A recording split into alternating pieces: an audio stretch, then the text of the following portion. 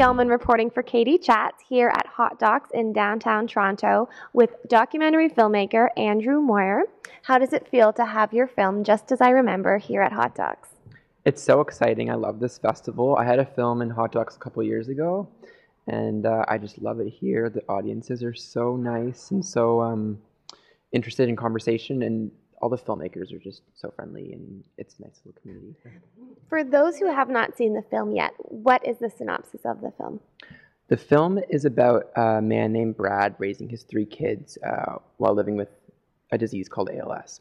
So what I do is I follow him and his 3 kids and just his day-to-day struggles, and I relate what's going on with him and his children to my own childhood, because when I was his kid's age, my dad also had ALS. So it's just about, it's a contrast between the 2 families, and about childhood and parenting, and just a reflection on what it's like living with a parent who's terminally ill. How did the experience of following Brad's family fill the gaps in your own memory for your childhood? Well, it really gave me a lot of context to sort of put myself in my dad's shoes and imagine what that decision process would have been like for him when he decided to use a ventilator, and it was very enlightening. When you met this lovely family that you featured in your film, was it difficult for you while you were filming, when you were sort of behind the camera? Did you have a lot of emotional reactions throughout the experience? I mean, most of the time when I was filming Brad and his family, it wasn't really, I wouldn't say it was overly emotional, because I was spending most of my time just kind of hanging out with him and his kids and his wife, and it's a really nice, happy household. Everyone gets along really well, and so I didn't feel like I was sort of experiencing this emotional roller coaster. What was hard was when I was talking to Brad and Dikla one-on-one without the kids around, because that's when kind of more difficult conversations started to happen. That was harder, but most of the time it wasn't really that bad. What are some of the biggest misconceptions about ALS?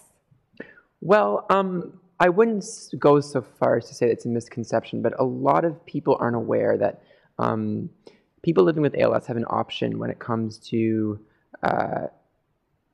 their care. So people with ALS can either go on a ventilator, which is a machine that breathes on their behalf when they no longer can, or they can not go on the ventilator and let the illness just run its course.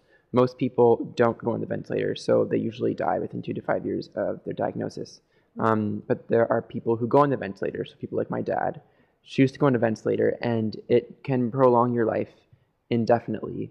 But the catch is that if you're on a ventilator, you become completely paralyzed, and you can't talk, you can't eat, you can't move.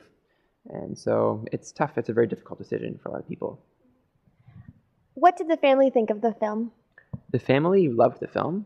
They were really happy that they did it. I think that it was a tough decision whether to be in the film or not. And so I think when they watched it, it was very rewarding. And it's a really honest record of Brad and their kids. So when their kids are older, it'll hopefully be a good tool for them to learn more about their father. Do you wish that you had had a similar film for you when you got older? I don't know. Maybe. I mean, I have lots of home videos. That's nice, I guess. You made this film at Ryerson as a student project. What were your professors' responses to it? My professors really liked it. They were very supportive. I had 1 or 2 professors who I went to throughout the whole year to sort of guide me along the way and give me really honest, straightforward advice that was very useful. And they were a very important part of making the film.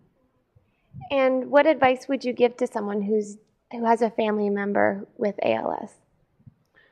Oh, geez, I don't know. ALS is a really tough diagnosis, and I mean, I'm coming from a place where my dad is still alive, and we experience a whole set of challenges that a lot of other people with ALS don't face, because they usually die within 2 to 5 years of their diagnosis.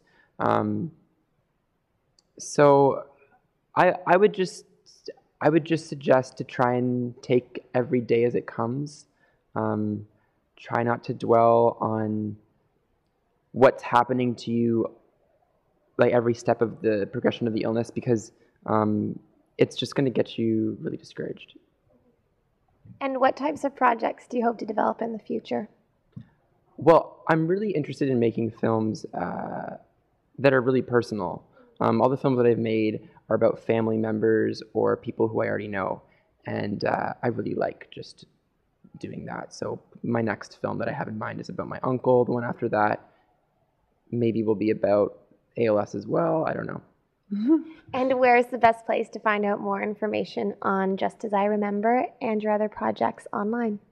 Well, you can go on to the film's website, which is justasiremember.com, and you can find some information about it there. Thank you so much, Andrew. Congratulations, and have an amazing festival. Thanks. I'm Katie Uhlmann reporting for Katie Chats here at Hotdocs in downtown Toronto.